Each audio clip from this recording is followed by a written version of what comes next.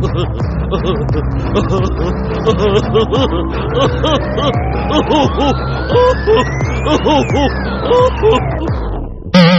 everybody, we're actually back 2 weeks in a row, and I think we'll be rolling from now on. But there are those signs on the expressway, because it's May 4th, about speed. Sith happens? Yes, or Yoda telling you not to speed, or young Skywalker wait for light speed. And I guess Greg took the wrong turn and ended up like in Albuquerque because he followed those signs. But we're very glad to have returning Rob Smith. Hey. And we're thrilled to have you back. And glad to be back. Greg just missed it out because he's now learning how to be a Sith or a Jedi. But the first thing, we're going to talk of many things, but I remember when you were back here last time that you wanted to talk about the point a little bit. Oh, yeah. Oh, God. I'm glad that you brought that up. Really underrated, really advertised Nilsson album. Such a great album. My dad, let us listen to that all the time. And it's only now, as an adult, that I realize, God, Nilsson was on some crazy drugs. But I think there's also, isn't there a cartoon of it somewhere? There is indeed. I think I've seen some of it on YouTube. So they did it, and I think that at one point, one of the kids from the Brady Bunch played Oblio, and I think it was narrated. I think depending on what version you see, one version was narrated by Ringo Starr. There's been some interesting iterations on the thing. Yeah, I've actually had my own experience was as my friends from the submarine school, Ben and Katie Morey. They put on The Point at the cinema 2019 in December. And it was them. It was Kurt Johnson, the usual suspects. I think Alex, Michaela Davis played the bad witch or whatever. And her laugh was just that's crazy. Oh, I can't picture her being a bad person. Well, just the laugh was like you're going, okay, I'm evil. And they put it on for the show, and it was really, the way they did it was awesome because they played the songs live, but on the screen in the back they had the animation. I'll say that's genius. That's kind of like when they do Emmett Otter's Jug Band Christmas. You mean the secret show with the little Otter thingy? The show that shall not be named. Yeah, no, absolutely. No, they do that so well. And I laugh because my good friend Jeff Bauman, he's been on here. He's okay, Iron Maiden, all these metal things. I am ordered as soon as I see they're starting to call so he can get tickets. Oh, I believe it. I absolutely believe it. And that's such a. I stumbled in there one day and they were doing it, and I'm just like, oh, this is brilliant. That Nightmare River Bottom band just gave me nightmares as a kid. And now you see it, you're like, oh, my God.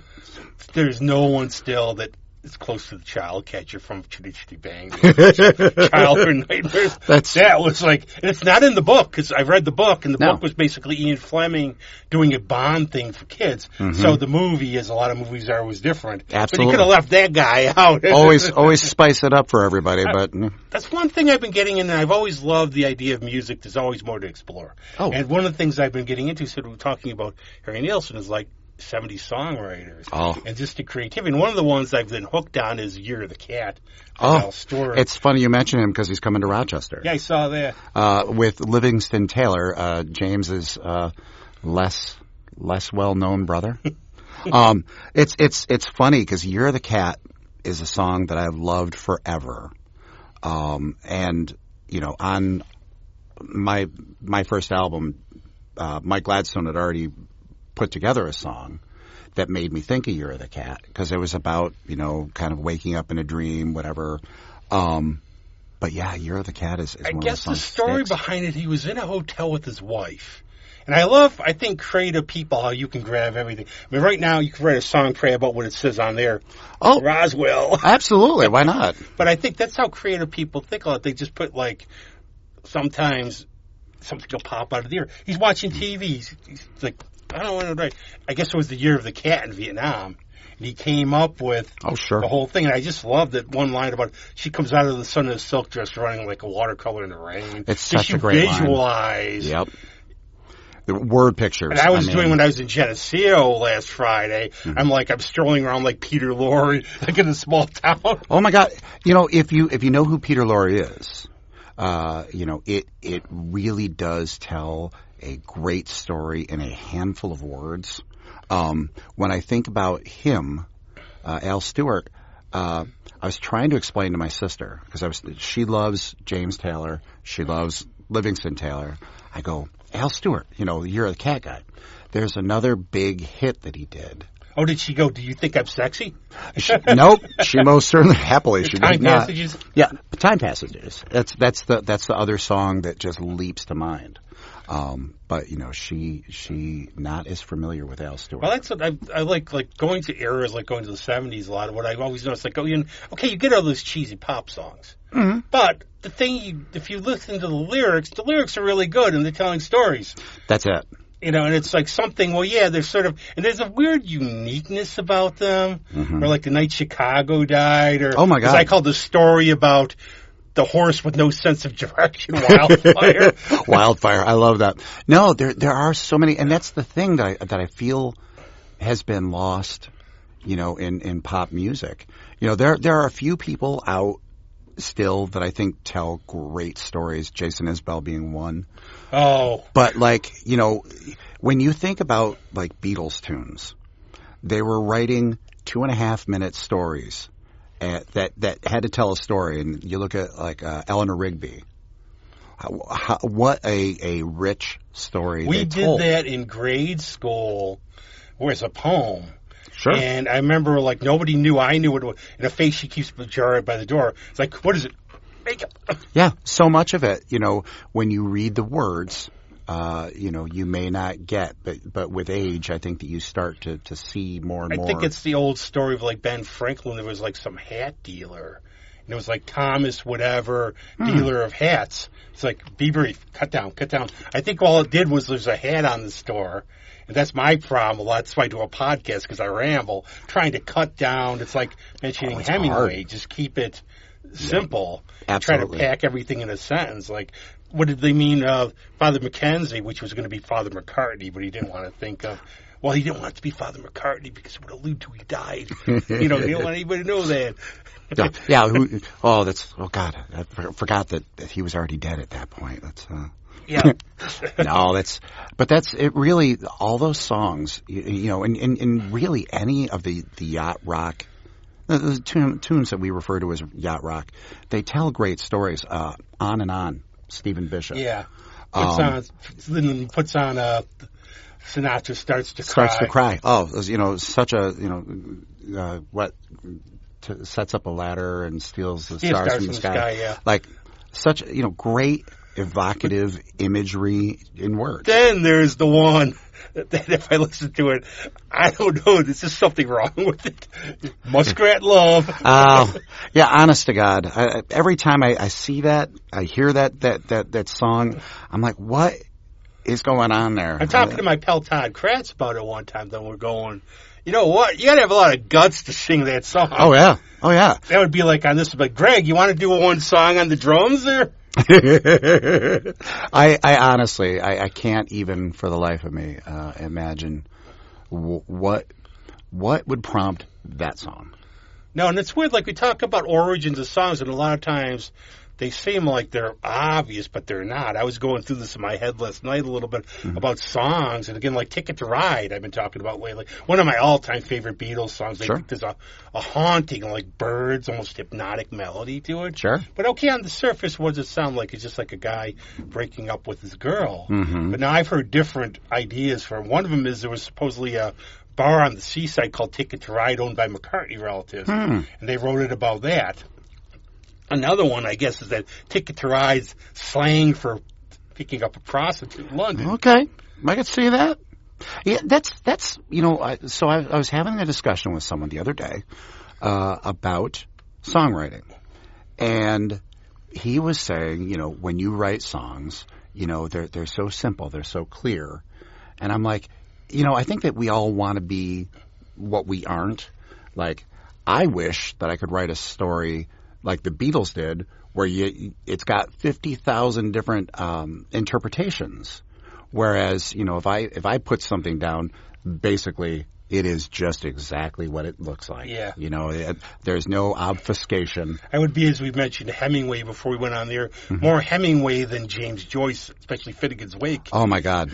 Now, you know, before we turned on the recorder, you and I were talking about going on vacation. You've already. Where are we going? We went everywhere. Yeah, but what I always say that I said this is like a trope with the show. The best conversations before we start. Totally changing topics like without a clutch. You know, but when you mentioned James Joyce, I start instantly thinking of Dublin and how it's just about, you know, someone's day for being 1,200 pages or whatever 800. It is. And so like, oh my God, what a long book. I had a bet.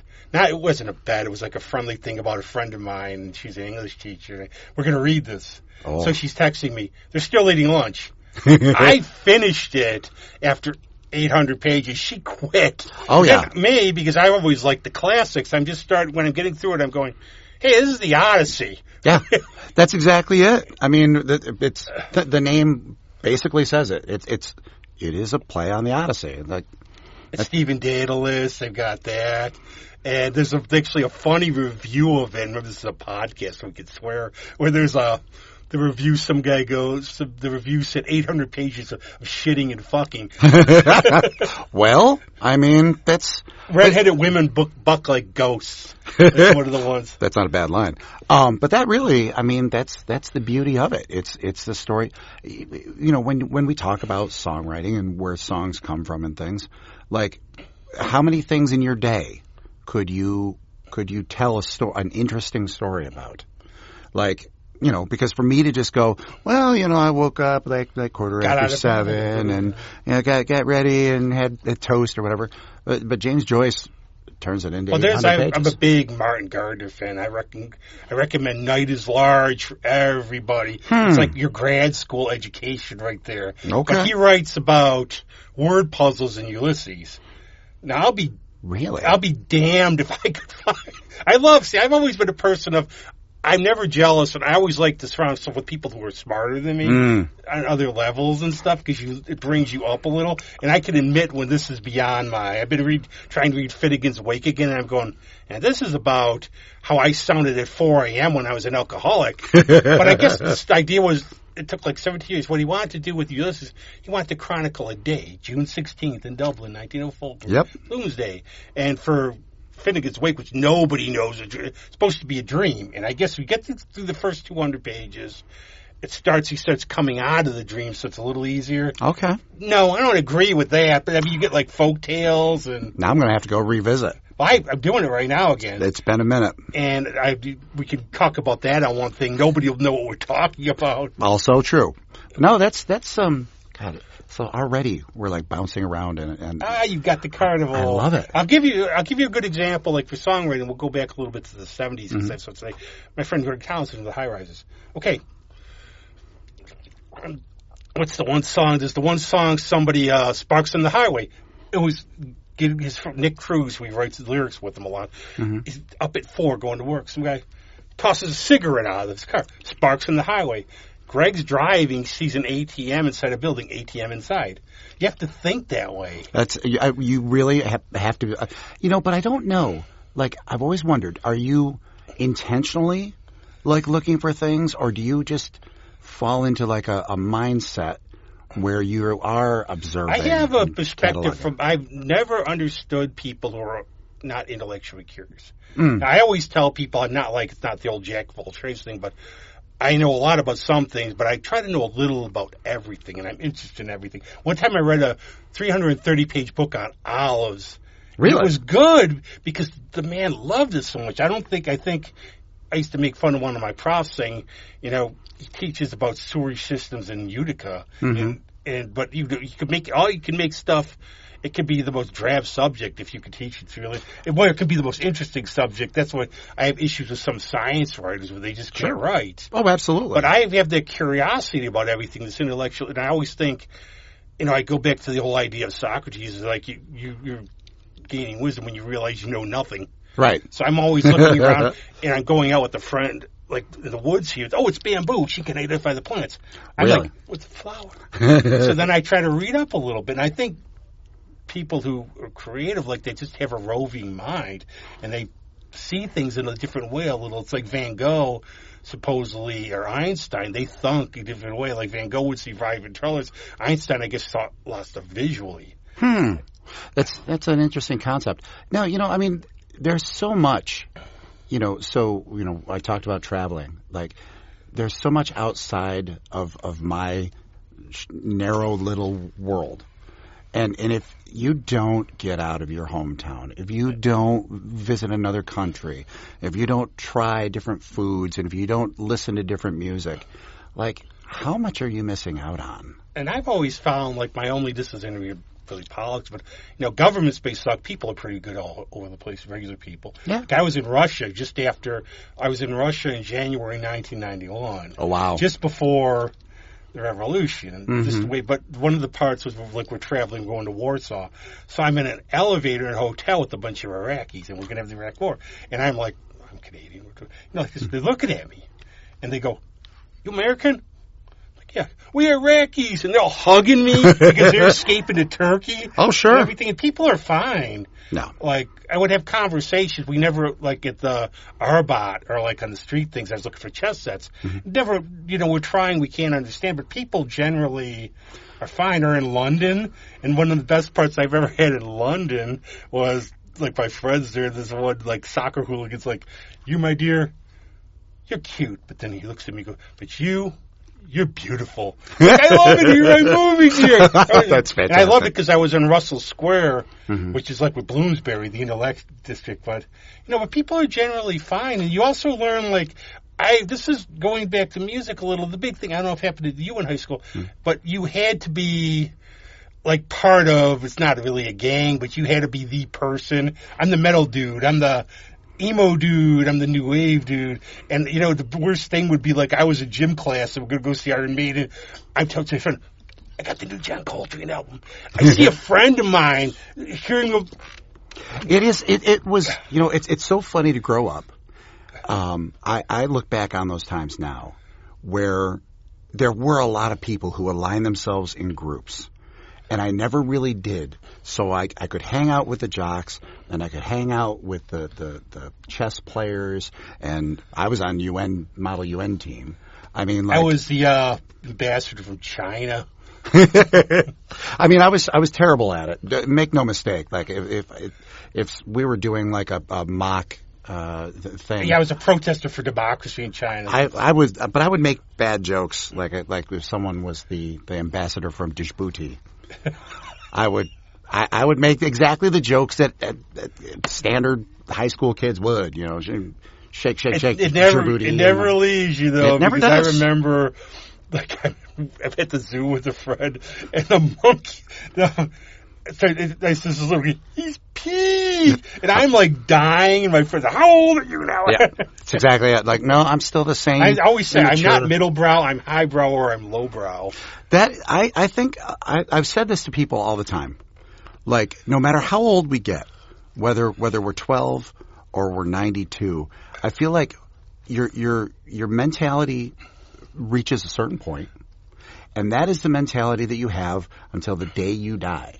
Like, so you're always going to be that 18-year-old kid stuck in an 85-year-old body.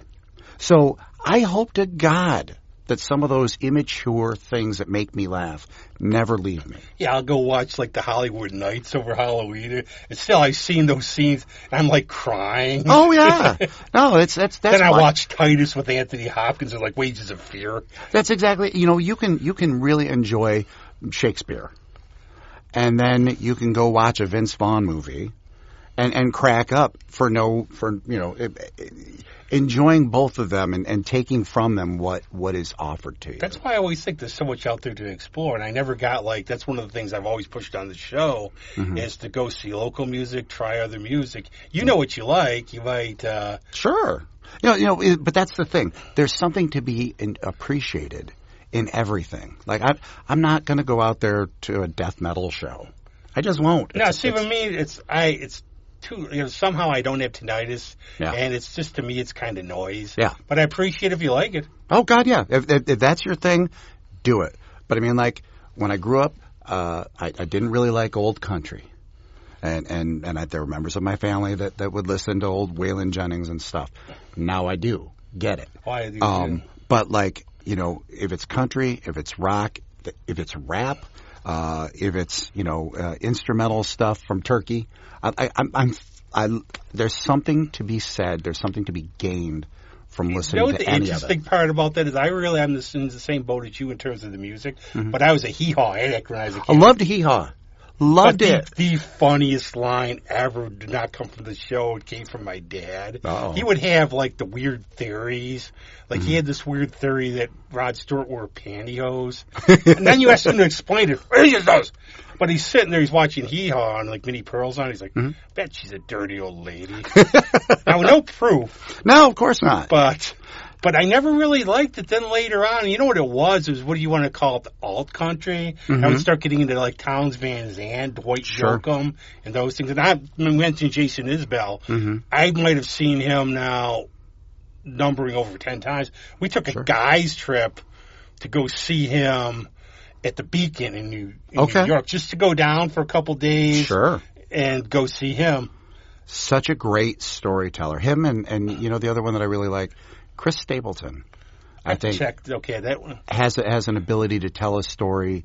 You know, I saw Chris Stapleton a few years ago when he had just kind of come out, and it was like him and 3 other people on stage.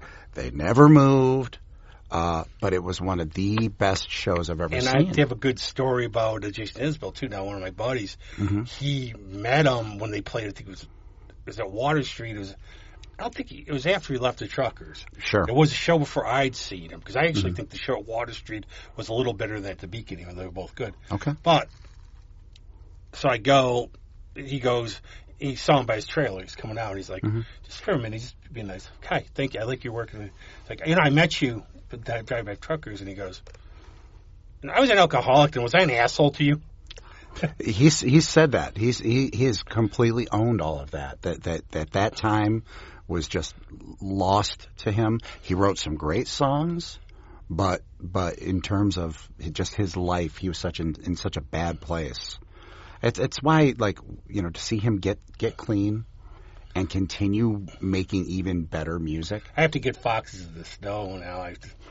It's a great album. I'm sure it is. Really enjoy it, and it's just him and an acoustic guitar. I remember, like, a good friend of mine passed away from cancer a couple of years ago. Oh, Elephant! And it was, and all I did was put on Elephant and bawl. Yep.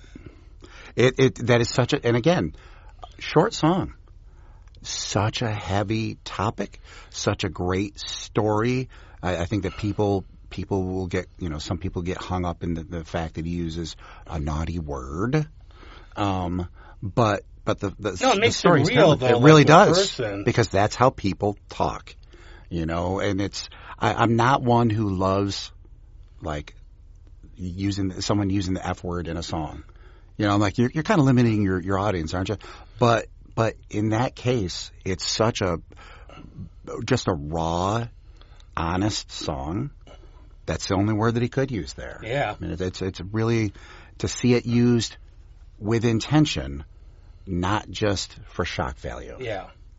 And I think that's the way to go. Now, going back a little to the 70s and Harry Nilsson, too. Now, let's do. He's perfect, because I'm actually now starting to try to do a deep dive with him. And there's like there's the thing with John Lennon, with the picture that Lennon produced. Yep. Oh, God. No, I mean, his story, it's funny to me. Like, I think a lot of people knew this song or that song. Did he do Cats in the Cradle? Is that somebody else? No, that is... So I always think it's Harry Nilsson. Harry Chapin. I always get that mixed up for some reason. Oh, don't.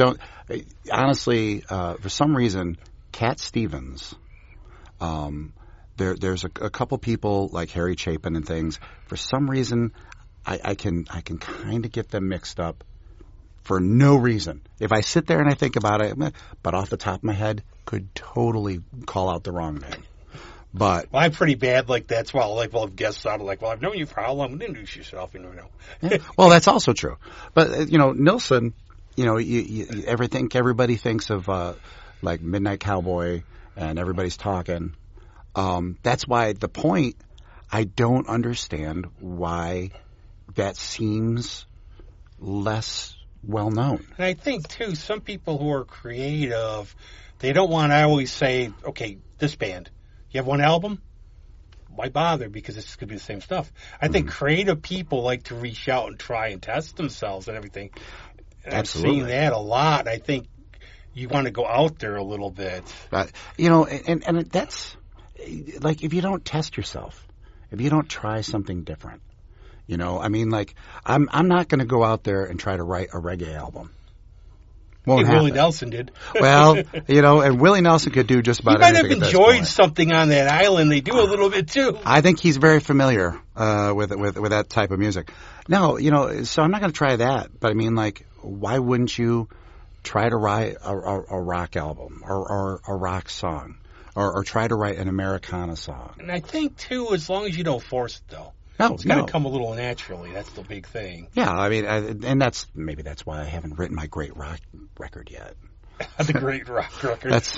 I think I look at like the Stones. Like after Brian Jones passed, they became like with Mick Taylor. They're doing funk, they're doing like country, and they're starting off. The '80s were an interesting time for the Stones, I think. See, for me, and this is just my view, disagree. Doesn't matter, it's just for fun. But I think their last great album was Some Girls. Now, Tattoo You to me was pretty good. And the interesting thing about Tattoo You was a lot of songs like Hang Fire was from 1972. That's their last really good. Now, they haven't, I have most of the rest of their stuff, but it's like here or there. It's not terrible. I think there's such pros they could do it in their sleep. Right. But that's, in my opinion, their last really great album. I think anybody can make a great album at any time.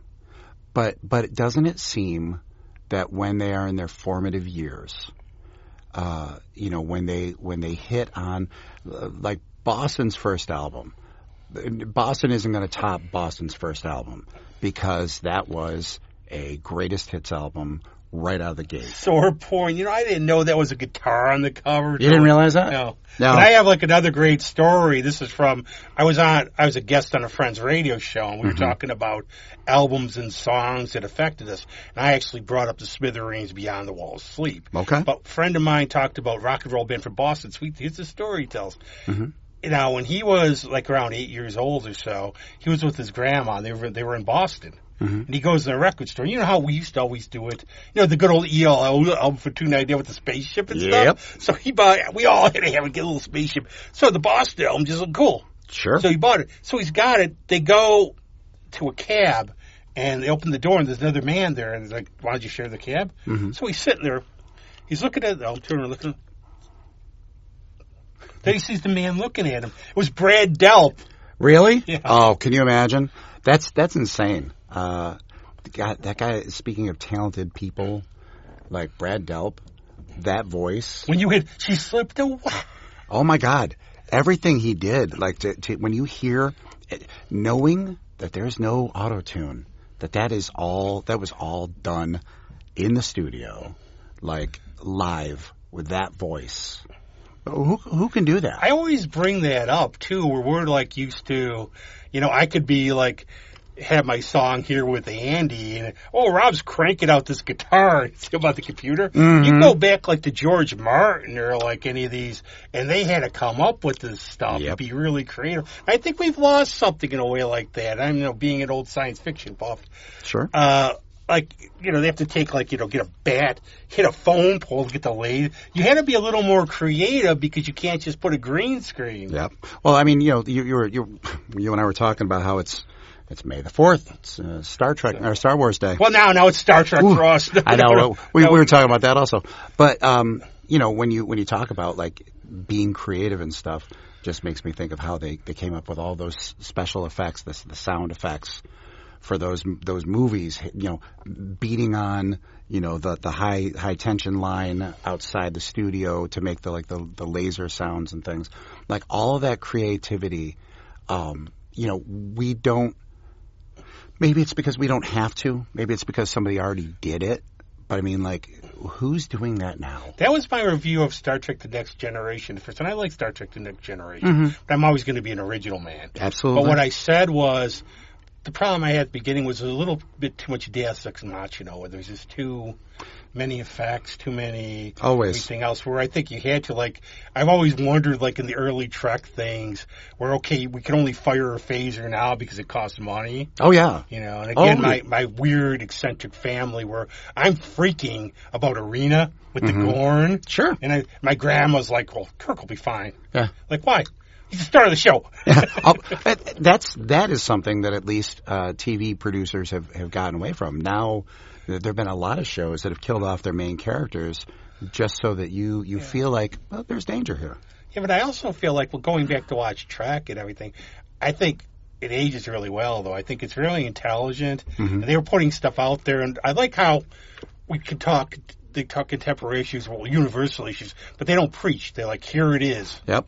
They lay it out make there. Make up your own mind. This make is like you think about an analogy. I think that's the best way to go a lot of times. Oh, yeah. But I love that show. The only thing I always used to laugh at, like Scotty, about, Captain, she's not going to make it. Oh. You know, it never. We only have 2 seconds. And it's so great that just the fact that is still a thing that people reference all the time.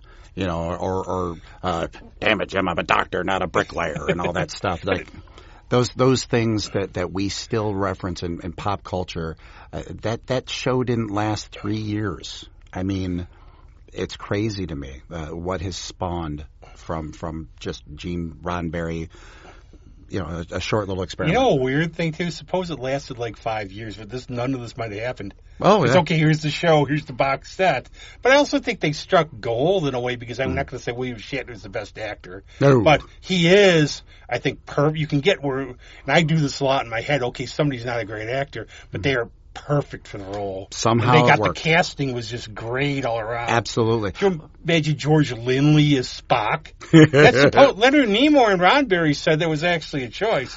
You know, honestly, when you go back and you see the original pilot and how they had to, you know, recast the main captain, and they shuffled some people around, they played with Spock's look, you know, just what could have been as opposed to what it ended up being, which, again, has stuck with us this long. And I think it's pretty good, too, like how, for this show, like last night they had the Space Hippies episode on, the Spock jam in there. And it was like the long-distance relative, many years in the future, the leader of the good old boys playing, we need there, we need there, brother. That's crazy. I'll tell you, have you ever had, too, in terms of music, where you really just couldn't get into somebody, then all of a sudden as you got older it hit you? And now in terms of like, and keeping all political stuff out, Van Morrison, sure. And it was the voice, and I've had, because I remember like when I was like in college, I'd pick up my mom from Euchre and I'd be playing Tom Waits. Sure. Like, why are you playing him again? And my dad's like, are you playing the Cookie Monster? Yeah. And I would go, you know, but I would get people don't like the voice. Right. I just never really got into Van Morrison. Then all of a sudden something clicked. You know, I got Tupelo Honey, Astro. Oh my God. And everything. Some of the songs, you know, obviously the voice. Some of the songs, like Tupelo Honey, is one of those ones that I would love to do, but it's a song that I think you need like a full band and the whole smash. But I think that comes back to like growing up and like allowing yourself to enjoy things. I think we can go you'll notice how we flip all over the place on this. But like going back to Ulysses for a second, one of the recommendations I would tell people, don't even think till you're over 30 to read it. No. Because you were just not going to, and I think that was a mistake in high school. I was like one of those, I was pro-censorship in my ways. I don't want to read the stuff they gave me. I want to read my own stuff. I'll go read it. Then I went back and read the stuff afterwards. There's some stuff I think you're just not going to, you won't appreciate. I think Dostoevsky, I think that's even better sometimes when you're a teen, or for me, Henry Miller, not because of the naughty stuff, because it really made me think for myself. Oh, sure. Now, I'll never forget, like in Tropic of Capricorn, the scene of the Cosmodemonic Television, where where the person falls down the elevator shaft, he goes and asks for a job, but it made me think for myself. Mm-hmm. Absolutely. And if it's not making you think, what is it?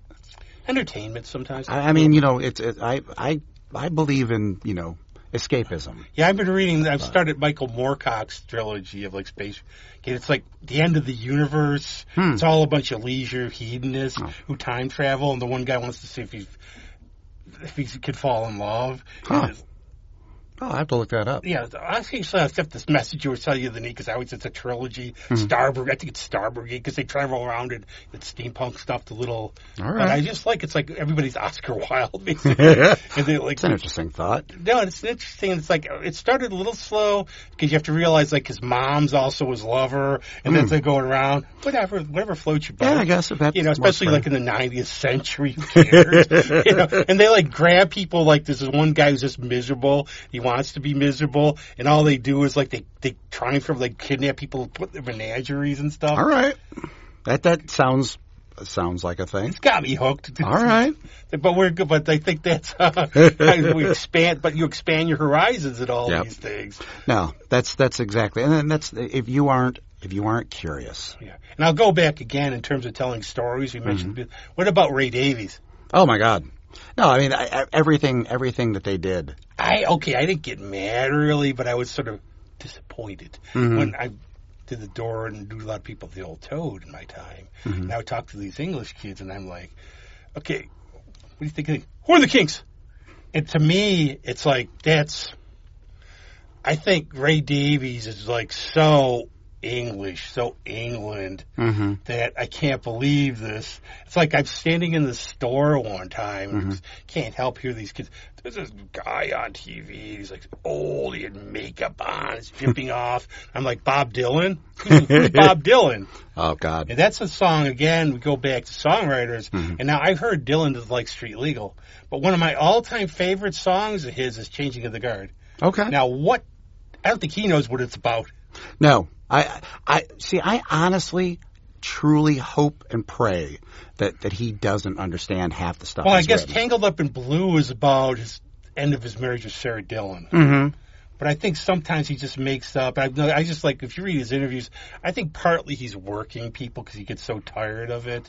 Why wouldn't you? I mean, at the point that everybody is bowing and scraping and talking about, oh, what a great intellectual, why wouldn't you throw something out there that is just meaningless, has absolutely no point? Well, I get this, too, about, some famous, I'm, knowing a few people, not really, but a little, see how people treat them. But, I've heard, a Richie Blackmore, for example, who's got the rep. What he hates is oh, Mr. Blackmore, you're the best. Yeah. But if you go up and say, wow, how did you play that solo? You could be sitting in there kicking the soccer ball around because he loves talking guitar.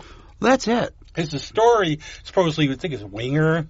No, Jafria with Greg Goldie. Okay. They opened for him. And I guess there was a rule, supposedly, that you could do solos, which is strange. I saw them Blackfoot opened too long ago to remember, but... he could, but he's, heck with this, the last day we're on tour, I'm going to do a solo. So then he's walking in the hall, and there's Richie. He's like, oh, this is going to be fun. Richie comes over to him. How did you do that? You got to tell me how you did it. Because he's a guitar geek. That's it. I mean, I think, I'm sure that there are certain celebrities that really get into themselves. Yeah, I'm sure that there are. But I mean, I think that there's also got to be a lot of them who they're uncomfortable. They're on tour. They haven't been in their own home in 30 days or 60 days, who would appreciate someone not being a sycophant, just coming up and going, "Hey, how you doing? Yeah. How you feeling? Where's your head at? Just a genuine expression of concern or care or something like that. I would think that would go a lot further than, oh, can I get you a coffee? Can I do this? Can I do that? Kiss this ass. That's how, Greg and I get walking around Pittsford after the Carnival. We have to, a little bit. I've told this. This has popped up again about, we used to do the Dortmondi's Corner and work there. So, one night we had a band that was in Cincinnati. It's a bunch of younger kids. I'm in there, and the kids staring at me. And he comes over. I gotta ask you him? And I'm like, yeah, sure. I mean. He's like, guys, I can't believe it. It's Kyle Gass from Today's And I'm like, I wish to God I was a rock star and they either made me Meatloaf or Kyle. And I'm like, I'm a rock star. Then I look at Kyle Gass like, oh. Yeah, anybody but Kyle Gass. That's that is awful. You ever get the weird thing where you say something and then all of a sudden it pops up all over for months? like I'd be at the Bug Jar. I was like, Kyle. Like, oh my God! And I would get Frank Black from the Pixies a couple times. Oh, you know what? I would take Frank Black. See, I would too. That's I don't solid. like his solo stuff as much as Pixies. No, but I mean, the Pixies are all you need. Yeah. If you have one accomplishment and it's the Pixies, okay. Yeah. Job well done. Yeah, I agree. But I mean, like between him or Kyle Gass, I'm sure that he's important to Tenacious D. Don't get me wrong, but isn't Jack Black really the? No, yeah, and I got the drunk guy at the Old Toad who once was like, "Kyle, to come on for me." Then he passed out. I'm like, "This has got to end, like, please." Yeah, I don't think I would appreciate being recognized as Kyle Gass. But I also look like in terms of like I'll see some friends who've done fairly well, like we mentioned Michaela. Sure. Now, I met her by luck. My Plastic Sun played. She opened from 2020. I've known her for all those years. Then you see people like go to other places, like went to Weedsport with her. Yeah. See, and I go, wait a second, it's just Michaela. No, she's an interesting talent. I mean, like a super talented, lovely person, but like. I like seeing her do things, and you mentioned Plastic Sun, Johnny Cummings. Love him to pieces, man. It's like Rochester has some talented people in it. So when I was going to come on today, I asked two people to join me, and of course they both had other things going. They're both like younger musicians in the area who I just think are like up and coming. Hey, for next be time. amazing. I'm telling you what, I'm going to work on them. Contact our man there with the date, our man in Nevada there. That's. What I find out, I like that though, because I try to go for diverse, older, younger. Mm-hmm. Now, I find like a lot of people sort of like, I don't want to say millennials, like say around 40s. Mm-hmm. That's when they got the young kids. It's a little tough, but like you talk to, and I love seeing, when we have like the younger talents in there, because they go, you know what, the kids are all right. They get it. They're very. So, have you met Anthony Blood? Yeah, he's been on. Have you met Reed Burton? Yeah. Both like talented guys, but also very sweet, very down to earth. But Anthony should have called me sir, like when he came in the studio. It's like, come on. I could see him doing that. I mean, he tends to show everybody a little too much deference. That's it's one of those weird pet peeves. It comes from my economics professor, where he would go, "Don't call me Dr. Lindsay, call me Collins." My parents said me. As soon as I became sir, I had to hike my pants up, and I was old. The people were like, "Sir." Yep. Hey, you know what? I don't know. It shouldn't bother me. It's polite, but it's just I don't like it.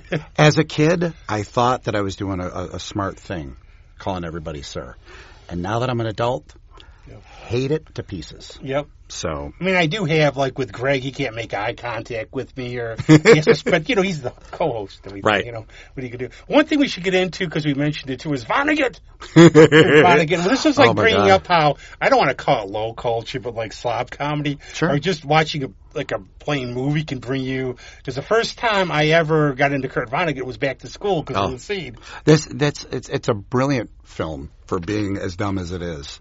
But isn't that a good thing? Like, if you have like a lowbrow comedy that introduces you to someone who is a superstar in the writing world, so if you're introduced to Kurt Vonnegut because of a Rodney Dangerfield movie, I'd say that's a job well done. Like, go back to like the Three Stooges. I mean, they're stupid, they're idiotic, but these guys were pros. They were sensational workers. Absolutely. And if you get older, it's like when you're growing up watching cartoons. And it's like you don't recognize half the stuff. Then when you're older, you recognize all the gags and how deep or chill. I was reading like Maurice Sendak, Where the Wild Things Are. Sure. George MacDonald. And you go, okay, these things now, when you're an adult, there's Shel Silverstein, who I love. I'm a big Shel Silverstein guy. And this stuff is for, the kids are like, well, this is cute. Oh. I think about like old Bugs Bunny cartoons. Yeah. Where Bugs would be going through a Hollywood party, and there's Greta Garbo over there, and there's this one over here, like people that I wouldn't know as a kid, and I would have no connection with, but somehow now I seem to know them, just based on. Yeah, the same goes for music. Yeah, when Elmer Fudd is doing opera, I'm introduced to some of these songs. That now I've heard them out of context, But now maybe I go back and I listen I to go the back originals. actually to comic books for that too. Sure. Because I would be reading like Marvels in the 60s. And then all of a sudden, okay, I want to learn more about science. Sure. You know, this character's an engineer. I'm going to start reading about that. Yeah, if you're a big fan of Fantastic Four and like the brainiest guy is like the leader and he's all about science and things, maybe that opens your eyes to more science-oriented stuff. It's doing its job. Or like The Beast. I mean, when Jean Grey died for maybe the 100th time, he's quoting Shakespeare. Sure. Oh, absolutely. And that's the thing. Sometimes it's all it takes is just that little spark to get you interested. And if you are a curious person, you have a curious mind, that's not where it ends. It continues on from there. Yeah, and it does. And I think, like, in terms of Vonnegut, do you have any favorites? I said it was Simon the Titan.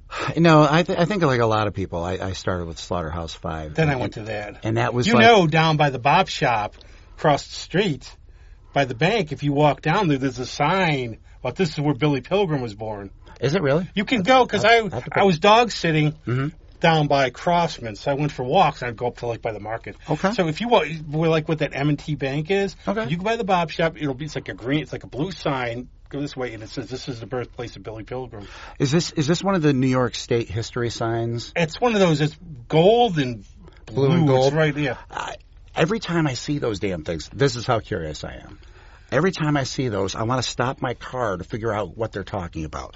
Because I drive by one all the time. It's like the first saloon in Marion was built on this spot, or such and such corporal from the Civil War is buried at this. I'm like, there needs to be a book that collects all like those. When I was traveling a lot, I used to read about like the native tribes and all the stuff and how basically you get screwed on treaties and all. But like going down, there'd be something like this was Oriskany, the Battle of Oriskany. Sure. Because I just love history and everything.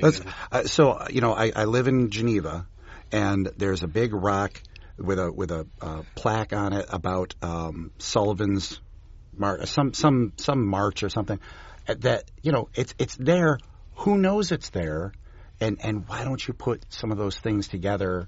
Like you could make like a road trip, just finding all these. One of my pet peeves about Rochester is like, Joe Simon was born here. Why don't we do more like with Captain America? Sure, stuff like that. Oh, that's Rochester. Rochester has had some real impacts. Vonnegut lived like he always used Ilium because he lived in Troy. He worked at was it GE down there, or like some factory. Sure. Well, there's a lot of history in this area. Yeah. And it's just not well known.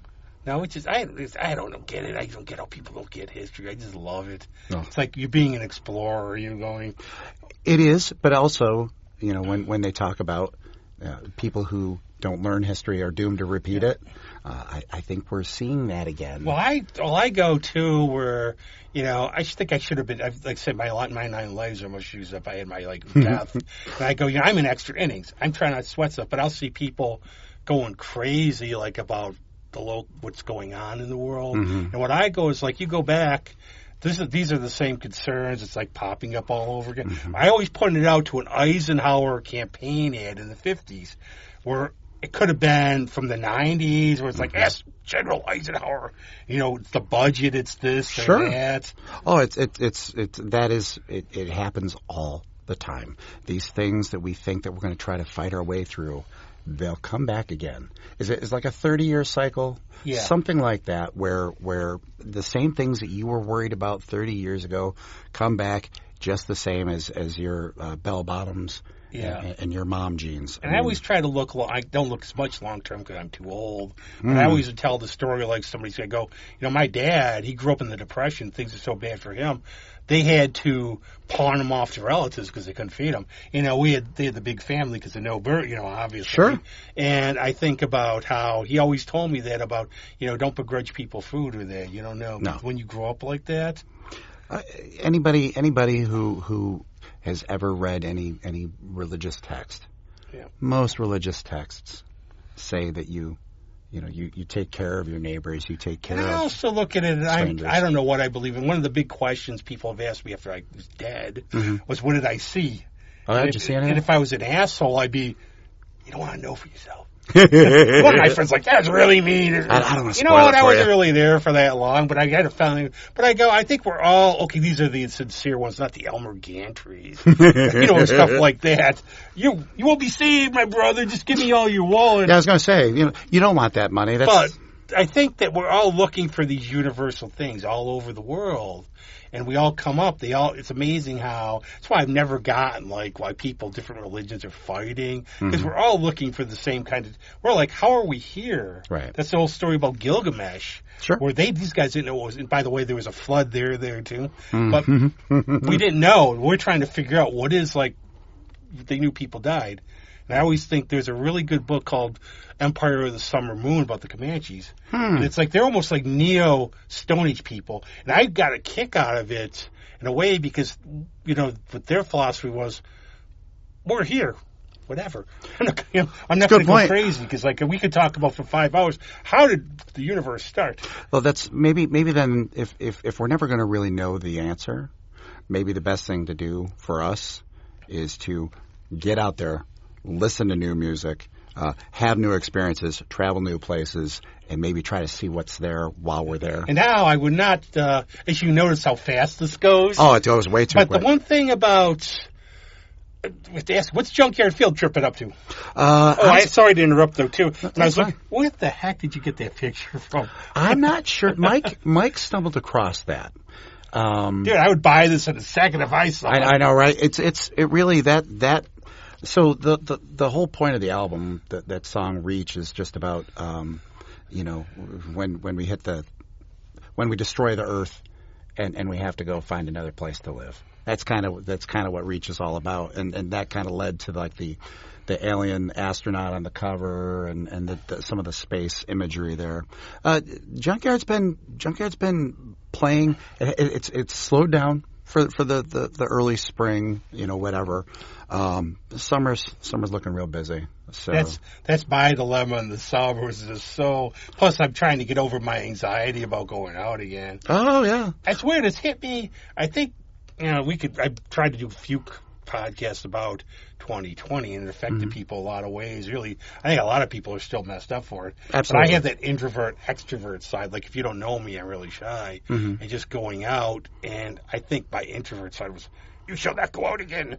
And I've gotten like weird where before I would always enjoy going out, seeing friends. Now I'll get like the whole day or the day before I'll get this really bad anxiety. Really? Yeah. Now I honestly because I get the introvert extrovert thing. Loved having to stay home. Yeah. Loved it. The only thing I didn't like with the dust. Otherwise, well, yeah, that part was awful. But I mean, like the part of just staying home that just validated my desire to just stay home. And I could do more. Like I always say, like being a musician, you might have composed a lot. I was like, yeah, I'm gonna write 12 books. I'm gonna do this. If I got my laundry done, but I managed to like. You knew sometimes you're like forced to. Okay, I have to concentrate on doing my everything because I can't do anything else. Yep. No, that's exactly. And did you ever like just have those quiet moments where you thought about what it meant? Like I can't believe I'm do that all the home time. But I had the other one for me was I always used to say, not if you're driving in it, but I used to call it the isolation of storms, like when we had really bad snowstorms, and you can't go see people. Yep. It's beautiful out if you're not stuck in it. Right. And I would just reflect. I do a lot of self-reflection. Sure. It's good for a week. I think that like after a week, like because we're upstate New York, we know from ice storms and getting stuck home for a couple of days. That's great. After a week, that's generally when I start climbing the walls. Yeah. So I ran into friends afterwards. Like I ran into a friend at Abilene. He said he was like losing his mind. Sure. And I'm trying to relate, and I can't. No, well. I've had friends text me, "I wish this would never end." But I'll just think I used to travel all over. You mentioned Michaela. I go to Albany. Sure. Here. Travel all over. Used to go to Toronto. To go to Ohio. Sure. Friend in Philly. Just use a map. Sure. Now I've got this weird thing where my friend Adriana is playing in Geneva at a bookstore, and I'm like, I'm gonna go. So I go, and like first thing's like, oh damn it, my phone is GPS. Why didn't I know to go to Geneseo where I used to go tons of times? Sure. So I got my phone instructing me. Yep. And then I have old person mode, so it's at a bookstore. It was fun. I'm like, fine, now I have to leave. Go. going down 20A at night, and when it's like, and you get the yokel behind you with the flag, Yep. I'm going to flying off the road because it's so dark, and my cousin's like, you might be getting carried. Go, no, I've got bright lights shining in my head in the dark road. That's exactly it. No, that part of getting older sucks. Yeah. But you're exactly right. I mean, it's you when you end up having to go places and you get anxiety. Yeah, and I used to love to travel, do all this Sure. stuff. But I always say I evolve. It's like before I had my bar years. Mm-hmm. Now, for me, it's just, you grow. I hope everybody, if you're the same person 15 years ago, you're weird. You Right. can still carry a lot of the, Oh, sure. I've had friends from like decades, like from school, so, you change. I go, no, I just grew up while you're doing the same stuff, your life, but I just can't, I'm not going to, not learn. I had a friend like at a comic book store. What he used to do is say, he comes in, he's like 30 now. He's like, man, I just got back in town. Man, I got a job. I was in the military. All these guys I know, they're still like when I was 19, they'll still party and they're still doing nothing. Yeah. I can't imagine. I'm big on evolution. I think it's got to be natural though too. Yeah. Like I'm going to see my friends the demos like they were on last week at the Bug Jar. I'm already plotting parking. Oh, I don't know. Honestly, I don't know how. Like I tell people all the time. I got into a band so I wouldn't have to be out in the crowd because I do have a problem. Like being out. I'll tell in you, a lot crowds. of shows like I've gone there lately is I'll stand out, talk to Bobby T, watch it because I can't stand. Like I love Abilene, but my God, put a room full of people. No, in a couple times I went to the back. Then I'm yelling at Danny because, I get my little sarcastic sense of humor. And it's like, it's been bad parking down there. So I asked Danny, it's like, hey, what the heck's going on here? What are they building? He's like, oh, it's a place for apartments. People, go let them live somewhere else. I can't park. I'm sounding like this really, whining about I'm not compassionate. I'm very compassionate. Build it somewhere else. I want to park. Why here? No, but that's just it. That's, but God, I love having that problem. The fact that we have such amazing places with so many. My friend Hannah's playing. Alyssa's playing. You playing at that? No, I don't think we are. Is Hannah who? Which? Hannah Candy, quote unquote. Hannah Mayer. Okay. Actually, she's not playing there. Her cousin from Gatlinburg. There you go. She's playing. But what I'll do is I'll park like Clinton, and I'll just go walk because I like to do. That's the thing. Try to get parking there. It's the thing until you do it on the day when it's like 100, and then you have to walk. Either it's 100 or it's raining. Yeah. Because I've had to walk, that mile to where I parked in order to get back to my car. Bless anybody. I couldn't care less, like if you smoke or not. No. But those pot clouds. Oh my God. I've never been able to do like that. I always tell people because of my allergies. Mm-hmm. But, if you do, but I don't need to, like at Jazz Fest, I'm going down to Abilene, the monster Star Trek vampire cloud of pot got me. And Danny's like, are you okay? I'm like, hi. Yeah. That's the contact high off the cloud that would shut down JFK. That's not as pleasurable for some of us as for others. Now you actually, I find you really get this show though. You get like we're going to start. It's just going to be a deep dive into music. We'll ramble. Honestly, did we talk? We talked about Harry Nilsson for about 2 minutes, and I'm with you 100%. That's just how my brain works. No, but definitely, if you enjoy it, we'll definitely have to have you back. I'd love to have some new blood. We will do quote that. Unquote. We will do that. I think that'd be a great time. But yeah, I always say we could like do this for 4 hours, but the fans would pass out. I was going to say everybody would turn it off after the first. But where are you? Especially thanks to Greg for chiming in. I know. Thanks, Greg. You're more intelligent than ever tonight. But where are you playing lately? I was going to actually. Okay, there's one thing we have to backtrack a little bit. Right. I just like how you said like to ad lib in terms of stages, how you had to play indoors because. Have you ever had like any situation, you don't have to name the place even, where you got there and the stage was like, well, I'm going to stand off, or it was like a really weird situation? I think that there have been over time there have been a lot of places.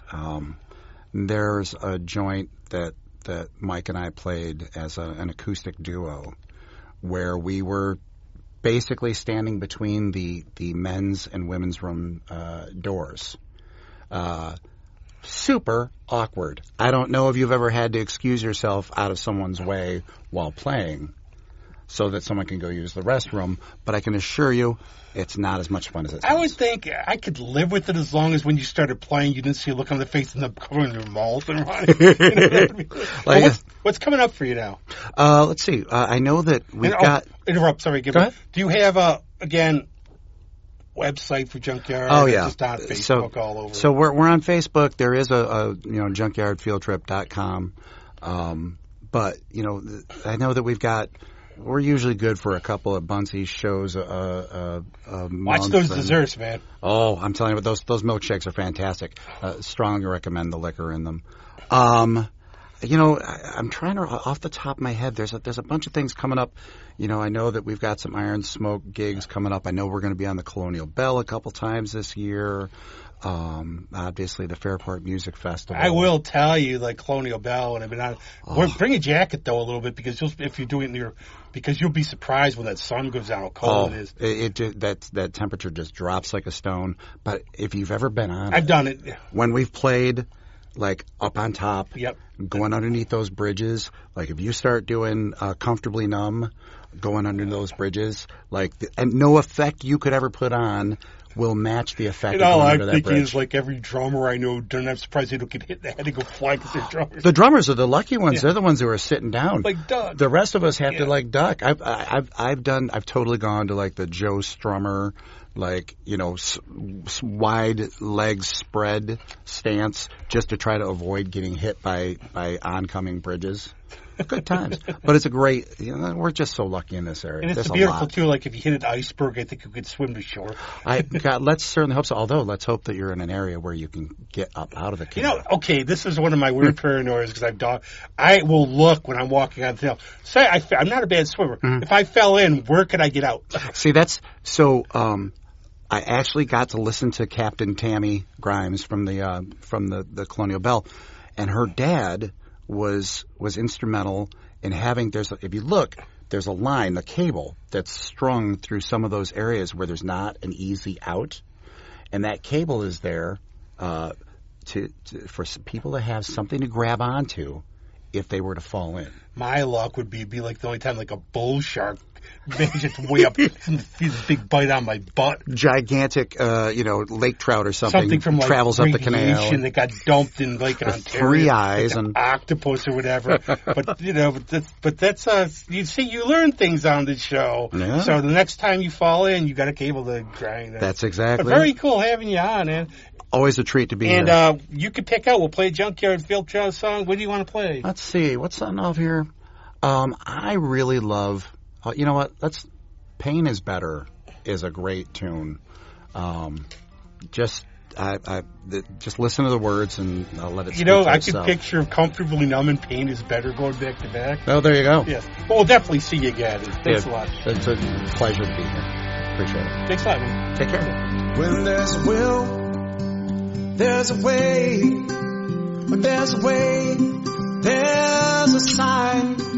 When there's a sign, there's a hint, and I'm wise enough to take it. When there's no light, there's no light. Where there's no light, there's no hope. When there's a home, there are rules, and I've always been the one to break them. Pleasure is good, but pain is better. I wear my pain like a threadbare sweater. It keeps me warm in the cold of night. There's no peace without a fight.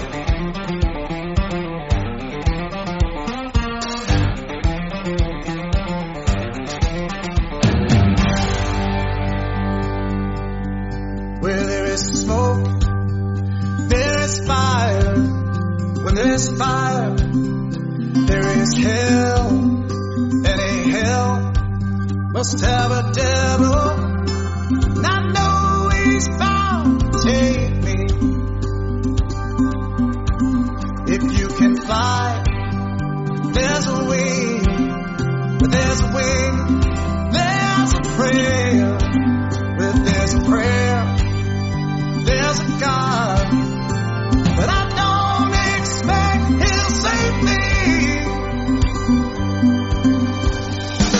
Pleasure is good, but pain is better. I